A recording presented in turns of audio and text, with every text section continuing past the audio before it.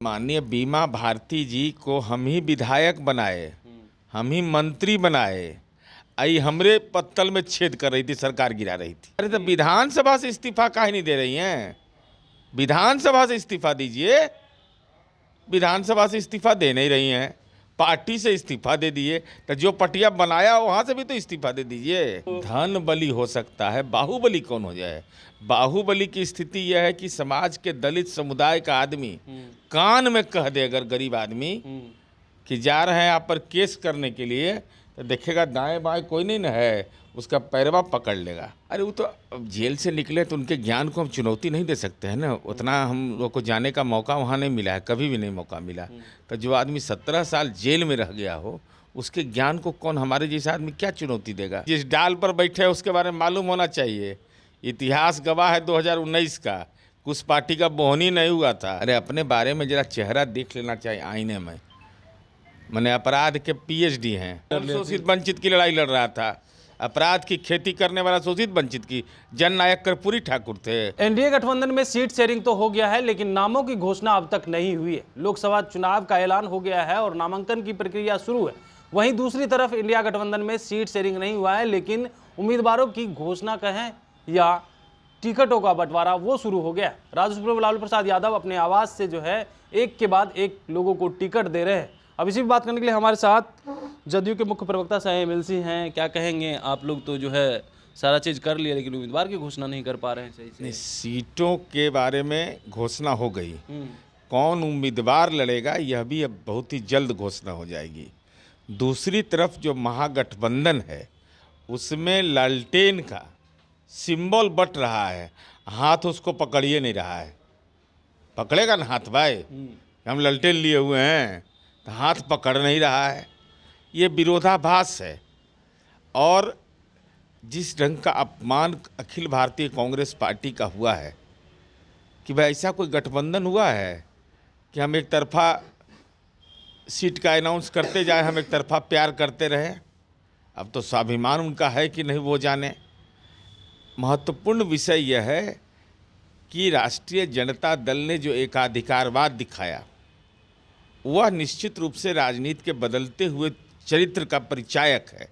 और राजद का तो टेस्टे वही है, लाठी चलाओ, जो हम कहते हैं सो मानो। ऐसा गठबंधन कहीं सुना है कि सीट का, मैंने सीटों का नहीं हुआ, कौन सीट कौन कहाँ से लड़ेगा? तारिक अनवर बताइए, इतने पुराने नेता हैं, हम लोग छात्र जीवन से देखे हैं। अब वैसे लोग याचक की स्थिति में आ गए। निखिल बाबू का मैं बयान देख रहा था, बताइए, कमिश्नर थे, इनके पिताजी पूर्व मुख्यमंत्री रहे हैं, आज क्या स्थिति बना दिया कांग्रेस पार्टी का। ये तो राजनीति में BPL से भी खराब स्थिति, अब कोई इसके लिए भी नामाकरण करना होगा। लेकिन आपके पार्टी के एक के बाद एक लोग छोड़ करके राजद में जा रहे हैं, उन्हें टिकट मिल रहा है, आप लोग टिकट नहीं दे रहे थे यहाँ पे। मैंने माननीय बीमा भारती जी को हम ही विधायक बनाए, हम ही मंत्री बनाए। आई हमरे पत्तल में छेद कर रही थी, सरकार गिरा रही थी, सरकार गिरा रही थी। बताइए, उनके पति को और बेटा को जेल में डाल दिए, सरकार गिरा रही थी। तो मैंने जनता दल की नीति क्या है? जनता दल का जो विधायक रहेगा, कार्यकर्ता रहेगा, वो गैर लाइसेंसी हथियार लेके घूमेगा सब। तो हो गया। तो दल के आधार पर अपराध की व्याख्या होगी, जाति के आधार पर होगी व्याख्या। भाई उनका बेटा और उनका पति किस मामले में गया जेल? दूसरे का हथियार आप लेकर चलिएगा, ये कहाँ, ये कौन कानून है भाई? कोई कानून है क्या? और विधान खिलाफ ही लड़ाई अरे तो विधानसभा से इस्तीफा काहे नहीं दे रही हैं? विधानसभा से इस्तीफा दीजिए। विधानसभा से इस्तीफा दे नहीं रही हैं, पार्टी से इस्तीफा दे दिए। तो जो पटिया बनाया वहां से भी तो इस्तीफा दे दीजिए। और ये तो लोकसभा चुनाव के समय ट्रांसफर पोस्टिंग होते रहता है, कोई चिंता करने की बात नहीं। तो लड़ाई आप लोग के खिलाफ वो लड़ना ही चाहिए। नहीं लड़िएगा तो कुछ हरिकीर्तन करिएगा, लेकिन विधानसभा से इस्तीफा दीजिए।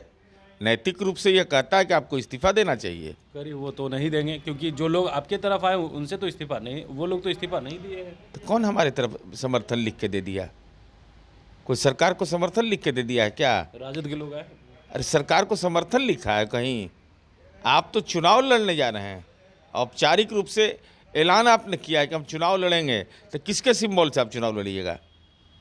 दूसरे राजनीतिक दल के?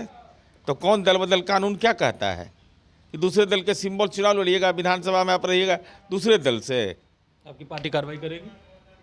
अब ये तो प्रदेश अध्यक्ष जी का अधिकार है, पार्टी का अधिकार है, लेकिन हमको लगता है कार्रवाई के जज से बचेंगे नहीं। अभी तो बहुत कार्रवाई, ईडी की कार्रवाई होगी, ईडी जांच कर रहा है इस तमाम मामले का। यानी आपकी पार्टी जो छोड़कर जाएंगे उस पर ईडी की कार्रवाई? नहीं, जो लोग आर्थिक भ्रष्टाचार में शामिल रहेंगे मुकम्मल कार्रवाई होगी, नहीं तो राजनीति की शुचिता नहीं बच पाएगी। वो तो कह रही है कि हमें मान सम्मान नहीं मिलता था जदयू में। अच्छा, तो विधायक कौन बनाया, मंत्री कौन बनाया? माने अस्थाई बंदोबस्ती है या हम ही को सब चाहिए, बाकी कोई नहीं? ये नहीं सही चीज़ है। खैर, मुबारक हो, जहाँ गई हैं वहाँ से चुनाव लड़िए, जो होगा सो जनता का जनादेश आएगा। चर्चाएं जो है इन दिनों बाहुबली को लेकर के हो रहा है। राज्य सुप्रीमो लालू प्रसाद यादव बाहुबली को टिकट दे रहे हैं, कैसे देख रहे हैं आप? अब बाहुबली कोई है? हमको कोई बाहुबली किसी के बारे में बोलता है तो हमको बड़ा पीड़ा होता है। अशोक महतो से डर गए हैं ललन सिंह। अरे धन बली हो सकता है, बाहुबली कौन हो जाए?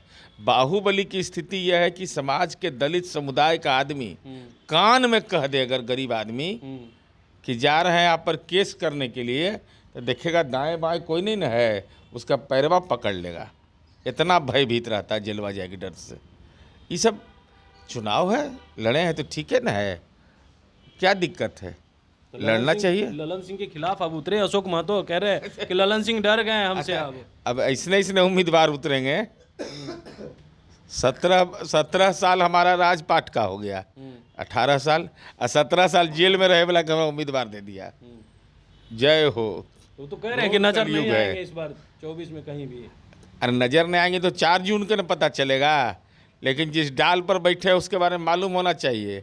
इतिहास गवाह है 2019 का, कुछ पार्टी का बोहनी नहीं हुआ था, बोहनीय नहीं हुआ था लोकसभा में। लेकिन अशोक महतो कह रहे हैं इस बार जो मोदी लहर नहीं लालू लहर चलेगा पूरे बिहार में अब तो। अरे वो तो अब जेल से निकले तो उनके ज्ञान को हम चुनौती नहीं दे सकते हैं ना, उतना हम लोग को जाने का मौका वहाँ नहीं मिला है, कभी भी नहीं मौका मिला।